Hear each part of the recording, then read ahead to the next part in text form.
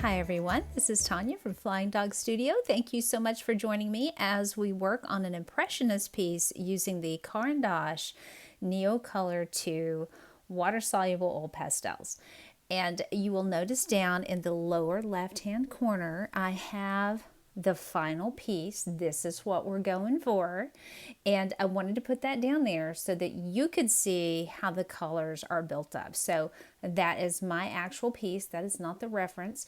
My reference came from Unsplash. If you've been watching any of my videos lately, you know that I use Unsplash because they have free to use images on there. And they even have an app, so check in your app store. So what I'm doing here at the beginning is I'm just blocking in shapes. I've not drawn anything out. I've picked up the colors that I want to use. You can see my colors to the right there. I have picked out palettes in the past, but I did not do that on this one. I simply kept my entire set out there. I also have where I swatch the colors, kind of a little cheat sheet, if you will. So I will know what those colors are going to do on paper. And I am working on paper. I will have all of my information on the tools that I'm using down in the description. So take a look down there. I am using hot press paper, so the colors are going to be able to be moved around a little bit longer than if I were using cold press. So again, just blocking in the colors, putting one color on top of the other, and I'm not too worried about detail at this point. And of course, if you're working with an Impressionist piece, it's not about detail anyway. So we have all of the colors laid down. Now I'm coming back with water and I'm moving in a circular motion, kind of activating all of the pigments there. And as you can see, the color I'm working on right now is fairly bright. I'm not going to be listing all of the color names that I'm using in this video series. And yes, this is going to be a series. I have broken this up into about 15-20 minute long segments to take you through the entire process for creating the Impressionist piece. And I have used water-soluble oil pastels in the past, and I have used the Caran, but only once previous to this, and I used it on some watercolor canvas. So this is the first time that I am using it on paper, and I knew I wanted to use hot press paper because that's going to give me an opportunity to move the color around a little more, and this is also 100% cotton paper, so that's a little bit different than if you're going to be using like a cellulose-based paper. So keep that in mind when you choose your surface, and I will be doing some cellulose-based paper in some future videos. As a matter of fact, I do have planned to make another sketchbook and sew that together, so it'll be a little bit bigger than my mini sketchbooks if you haven't seen those. I will link that down below, and I'll also link down below the project that I did on the watercolor canvas so you can see how this product reacts to that. I do think that these are great for doing landscape pieces. I have not used them on portraits. I'm primarily a portrait artist actually, but I have not used these on portraits. I might try that in the future, but right now I'm very content using it and exploring and doing some more landscape and doing some more nature pieces as well. One thing that I have found that is important to do no matter what surface you're working on, and probably no matter what subject matter you choose, it is a good idea, and you can see I have in my left hand that towel there, that microfiber cloth, and it doesn't have to be microfiber, just some sort of towel that you can wipe your brush on. You really have to be careful, no matter the surface, your water control. And as you can see, the edges, I wanted to knock the edges back and soften them. So I'm taking a little more water on my brush and pushing that back.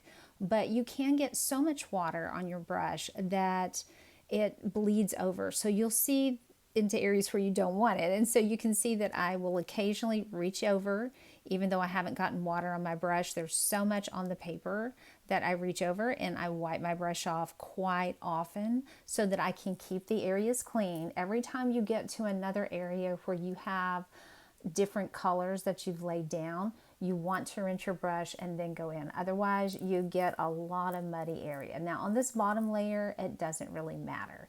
and we're going to be putting a lot on top of it, but you still need to kind of wash your brush and go back and forth like that. So always keep a towel handy and rinse your brush often.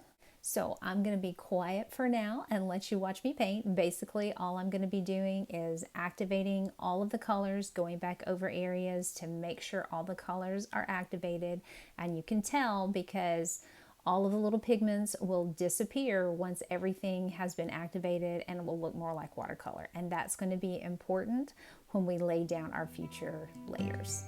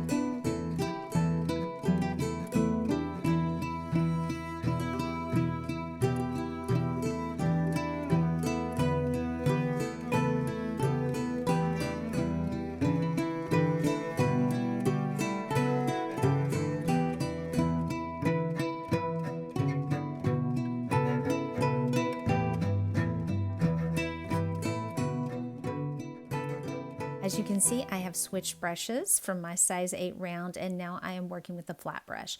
This brush holds a little more water for me, and I'm about to move down in that middle area where there's a lot of purple. There's very little color change, so I felt comfortable in using this brush for that. Plus, it's going to help me to blend the green and the purple together. So I'm going to be using this throughout most of this area. And if you've watched my previous videos, you know I'm really attached to my size 8 round, but I am going to use a variety of brushes in this, believe it or not. I'm even going to bring out my tiny size 2 brush in some later videos, so hang on for that one. But again, moving in a circular motion, and I have found that that really does help me to activate all of the pigment and get it blended out.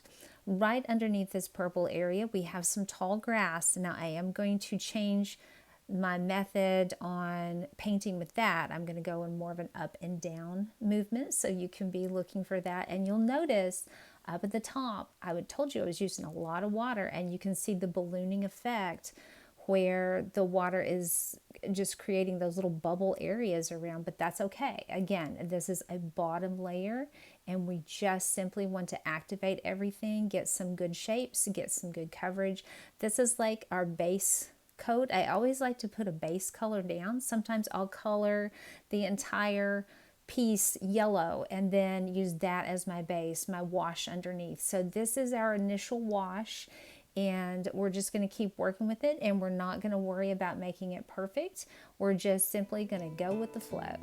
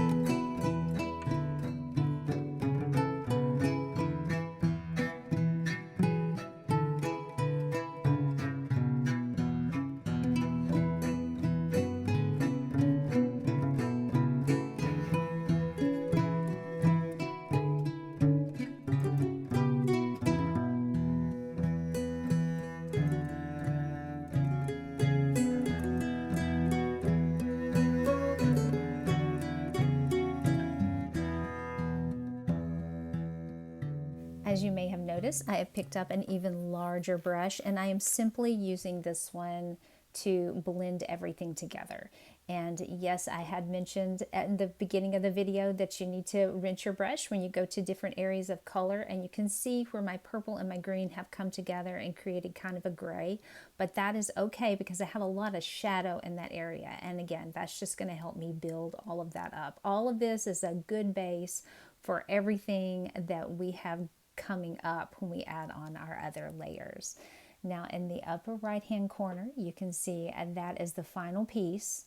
And while everything looks like a hot mess right now, you have to kind of trust the process, especially when you are building up these colors. So the whole thing I'm doing with the brush right now is to make certain everything is blended, to kind of make everything a little more even. If we have hard edges, it's not a big deal, but if I need an area to be smooth, it's a lot easier to add color on in the future if I've gone ahead and smoothed out those areas and have some nice transitions. So that's it for this video. I hope that you will tune in for the final 3. I'm going to have them consecutively. So if you're watching this as it's coming out in March, I'm going to have the next video tomorrow, and we're going to go all the way through. This is coming out on a Tuesday. We're going to go all the way through on a Friday and have all 4 videos so you can see the whole thing in 1 week. Thank you so much for joining me for this video, and I do hope you will tune in for those final 3. If you have any questions or comments, please put those down below. I always enjoy hearing from you, and I'm so glad that you came. And I will see you in the next one.